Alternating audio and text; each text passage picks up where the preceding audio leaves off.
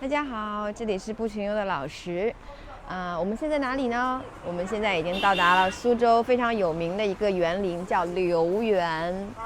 留园之所以出名是因为它和苏州的拙政园、北京的颐和园，还有承德的避暑山庄合称为中国4大名园，这也是它出名的地方哈。接下来就请大家跟着我们的脚步一起进园逛一逛吧。这里是留园的一个浮雕的全景图，天下名园。它这边呢，东面呢主要是一些庭院，然后呢前面这里有湖，这边是假山，有山有水，然后呢，而且还有自己居住的庭院。我特别喜欢就这种曲径通幽的感觉，你知道吧？这里是寒碧山房。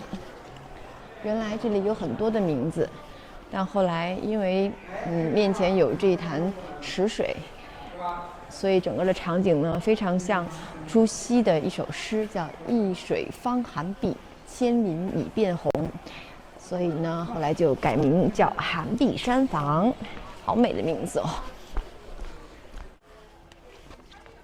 一个阁楼，一个2层的阁楼，这个叫远翠阁。在这样阴雨霏霏的日子里边逛苏州园林，哎呀，真的是别有一番情趣啊！烟锁重楼，庭院深深。这种2层小阁楼太有味道了。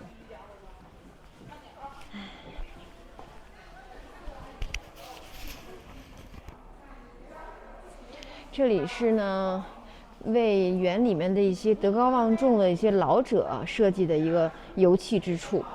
这个馆建于清光绪年间，结构呢是一屋2番轩的一个设计，南北的装修都不一样，然后又称鸳鸯厅。我们来看一看啊，看南边和北边各有这个条案和这些桌椅，南北两边是不一样的装修和设计。还有这种表演吗？对，行，我今天就走，看怎么到的，走。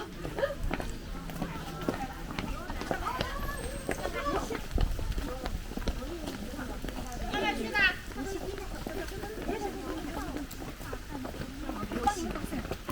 谢谢。表演我们来的时候已经结束了，结果逛了一圈以后，我们就发现我们遇到了马上要来表演下一场的演员。一路跟着他们过来了，现在去找一个最佳的位置。开始啦！6位身着苏州旗袍的姑娘。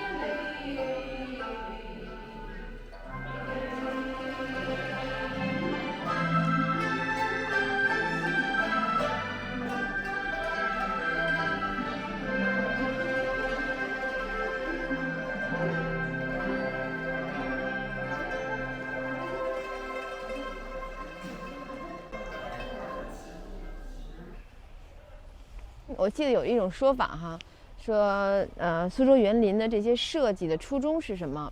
就是这些达官贵人、有钱人，当年的有钱人，他们希望在这种闹市之中呢，还能够有这种隐居山林的感觉，所以就在闹市之中建了这样子有山有水有庭院这样子的一个城市中的一个园林。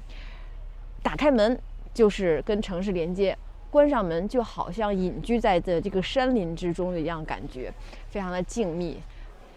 留园里边的这种雕刻在这个廊壁上的这样子的一些竖条石是它的一个特色哈。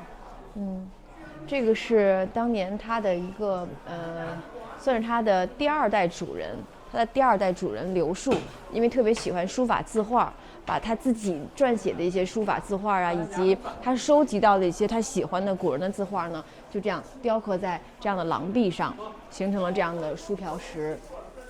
所以我们在一路走，其实真的看到了很多这样的竖条石，这个真的是在其他地方挺少见的。哦，你看这里好漂亮啊！